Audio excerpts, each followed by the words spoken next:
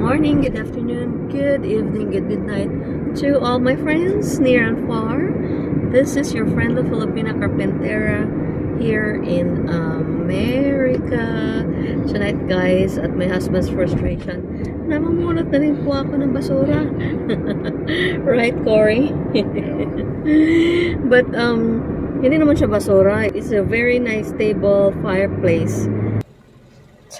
Fireplace na pwedeng i-display doon sa renovation house. Para pa-effect din tayo ba?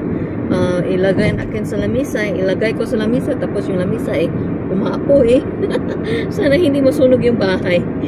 So, pagpasok ng mga potential bibili ng bahay, pati sila, hindi joke. At least may special effect ba na paapoy-apoy sa lamisa. So, yan, and my husband's like, no! Another expenses. But I tell you guys, yan po yung nakakadala ng akit sa aking bahay. Alam niyo guys, yung pamangkin ko, sana yung dadalhin ko, but however, ay, kapoy na talaga ng kamay ko kasi ito lang yung magandang angle ng mukha ko. Pag inlagay ko siya sa phone holder doon sa dashboard ng namin, ng sasakyan namin, nagmukha akong labiana guys kasi mataba ako. Kaya ito na lang, angle lang yan. Diskarte lang yan. I told him against his will na I'm going to pick up yung mamumulot na naman ako ng basura guys ba. Tapos sabi naman niya, na naman, blah blah blah, kasi mga Amerikano ayaw mamulot. Hindi talaga totally basura ito guys, because I'm going to buy it, but it's going to be cheaper compared to if you will buy it in a retail store. But anyway, before that guys, mag-makeup din tayo kahit na namumulot ng basura. Teka lang. Guys, alam nyo ba? I totally forgot that I have this bag left in the car. Binili ko ito nung pumunta kami ng Italy. When did we go to Italy? 2018, so that's around 6 years ago. Huh? November. Yeah, almost 6 years ago, guys. Tapos, not this last Friday, but weekend, 2 days ago, umattend kami ng funeral, diba, ni Pader. Tapos, we were running. Guys, mag-English na ako, guys. Kasi mahirap talaga mag-Tagalog ba? Nagbisayain ko naman, hindi naman kayo makakaintindi ba? So anyway, I'm just joking. Saksak sinago lang guys. Kasi Bisaya talaga, bisdak bagdako. Tingnan nyo, nawumurag bisdak nga dako, murag platito. But anyway, so yun po, umattend kami ng funeral. Tapos late na kami, so dinala ko itong makeup kit ko. Ito po yung makeup kit ko. Na para mag-makeup ko ako while on the way, kasi 40 minutes away yung funeral home. Guys, alam niyo ba, naiwan ko ito dito sa car. And come to think of it, mainit na dito sa America. So, this has been exposed to extreme heat. Kasi nasarado yung kotse.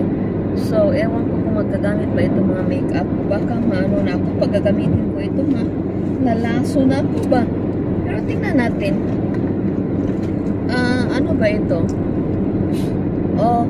Lipstick. Siguro pag gagamitin ko itong lipstick, malalaso na ako. Ito. The one that I just brought out ay brown. Ito ay may pagka-pula-pula. So, magre-red lips din tayo pag may time. Red lips lang ba? Ay, hindi siya red. I think it's kind of orangey.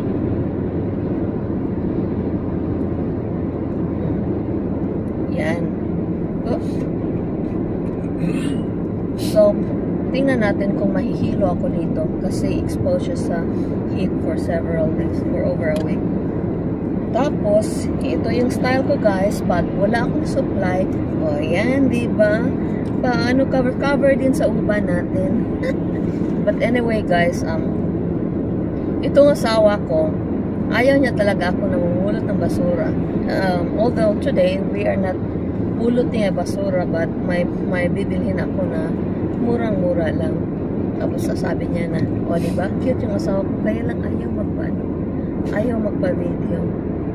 But anyway, sana nga ba ako mamumulot, bibili ako ng ng something to decorate in the house kasi final stage na siya.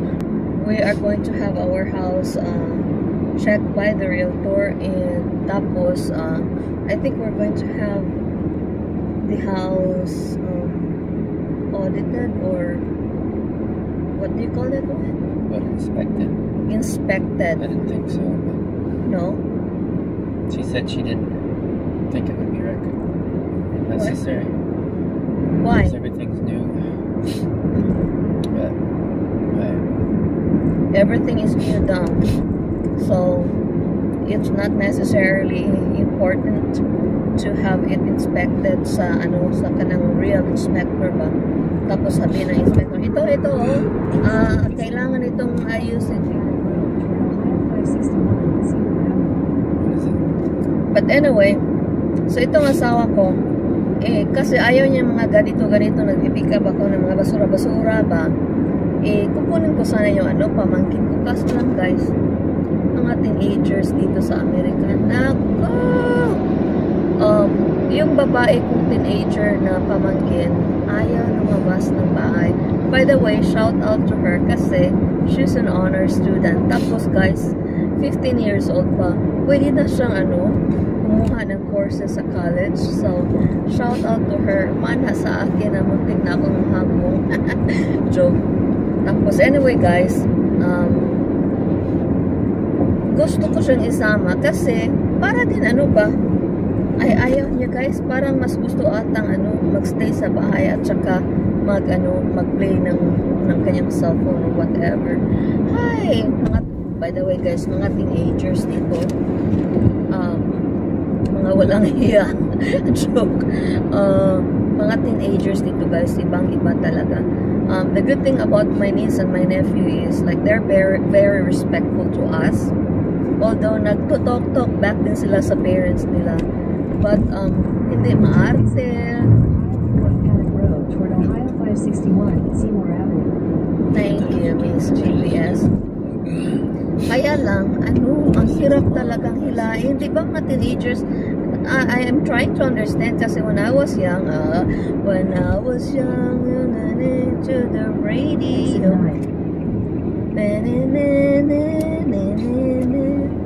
When I was young, hindi ako sumasama sa ina ko. Kasi boring yung ina. Sumasama ako. Okay. Mas sumasama ako sa mga friends ko, di ba? Guys, para akong mumu. But anyway, so yun guys, sabi ng asawa ko, huwag ka nang mag-usap-usap dyan ba? Kasi hindi ko marinig yung GPS ba? Mag-usap-usap talaga ako kasi ganun talagang buhay .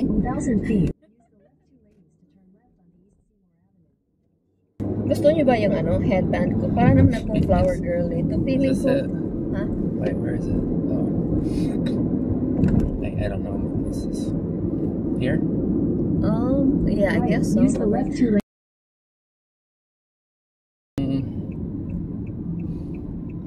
Don't know where we are. Para akong flower girl nito guys. Feeling yang pa rin ako ba? Yang at heart, hindi lang sa mukha. But anyway, kaya nga mag-lipstick din tayo pag may time kasi para din kamukhang kaakit-akit.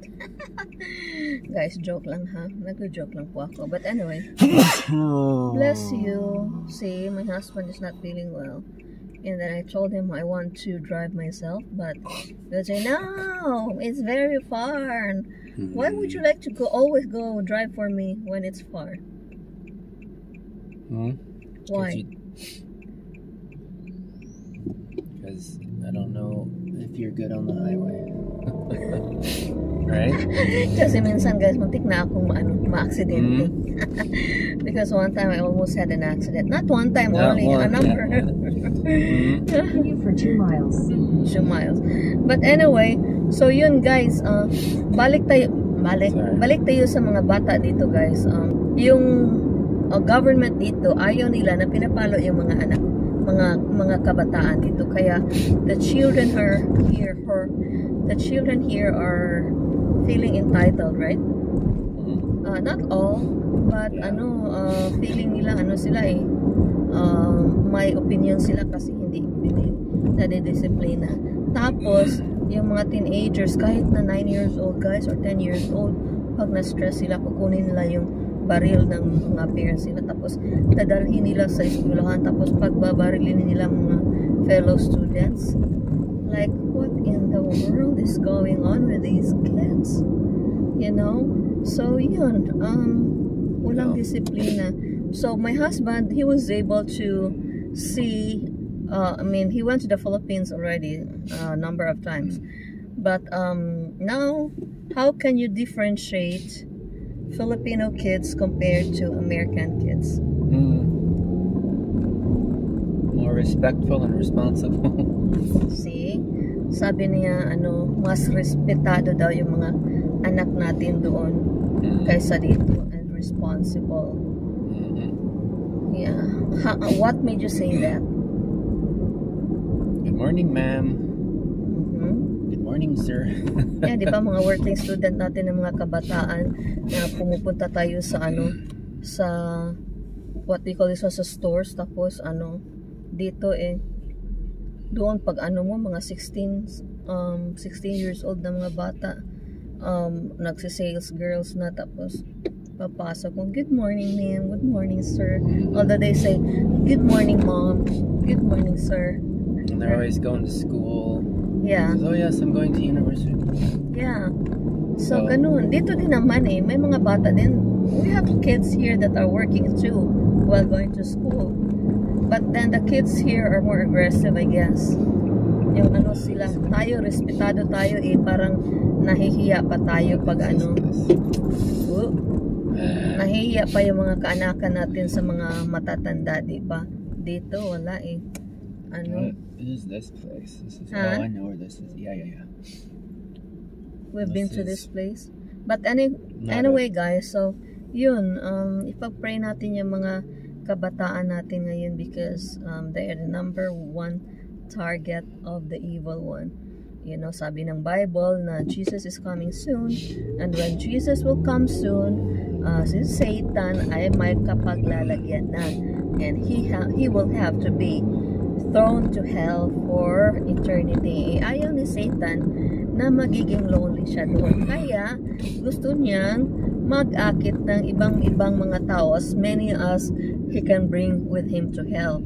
Ang number one target niya is a family, husband and wives fighting, and then after that, ang mga bata ay naapektuhan na, and after that, yung mga bata magda-drugs na at gumagawa na wala ng Panginoon sa buhay nila. So we need to pray for, we are in the last days. Jesus is coming soon. Teka lang, saan na ba ako? Teka lang ha, ko ito. Hallelujah. Are we turning left or? Eventually, it's what does it say? How many minutes more? Are you still recording? Yeah. Then your destination will be on the left. Oh goodness. Will be on the left. Oh, ito yung gusto ko. Tingnan mo mga Where is bahay-bahay. I have no idea. Mga bahay-bahayan dyan. Which way? Which way do I go? Let's go. Here? What's the address, please? The address. 5. Your destination is on the left. Hi, how are you? Good, how are you? Good, thank you. He said it's $20. Yeah. Okay, you doing? Thank you very much. Have a good day. You too.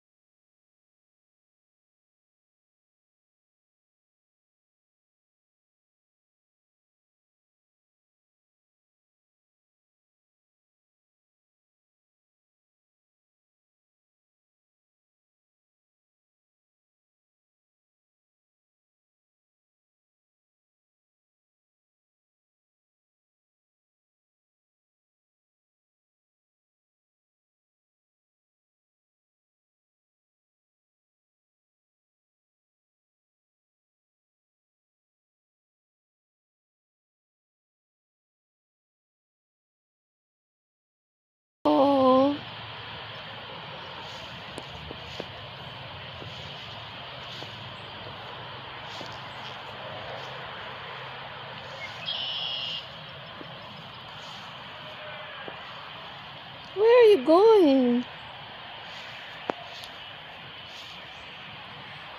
Okay. I don't want to scare you away. Guys, tingnan nyo yung sky. Parang may dalawang malaking eroplano na malapit magkabanggaan. Nag-o-observe lang ako, but we really had a very nice sunset yesterday.